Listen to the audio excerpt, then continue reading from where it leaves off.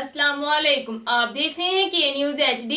मैं हूं कुदसिया शौकत। खबर शामिल करते हैं साहिवाल से।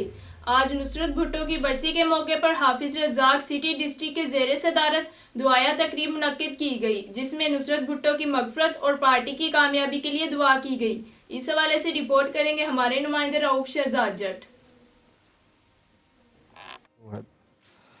जी, आज नुसरत भुट्टो की बरसी के मौका पर हाफिज रिजवान रज़ाक सदर सिटी डिस्ट्रिक्ट साहिवाल की ज़ेर सदारत दुआया तकरीब मुनक्किद की गई, जिसमें नुसरत भुट्टो की मग़फ़िरत और पार्टी की कामयाबी के लिए दुआ की गई।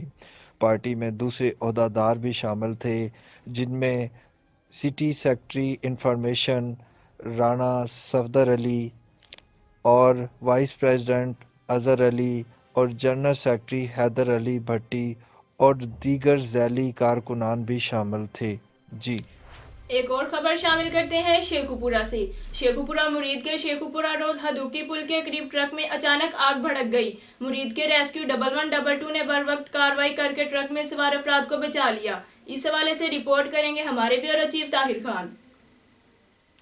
जी बिल्कुल, शेखुपुरा की तहसील मुरीदके में पुल हदोकी के करीब ट्रक में अचानक आग भड़क उठी। रेस्क्यू 1122 मुरीदके की टीम ने बरवकत कार्रवाई करके ट्रक में सवार अफराद को बचा लिया।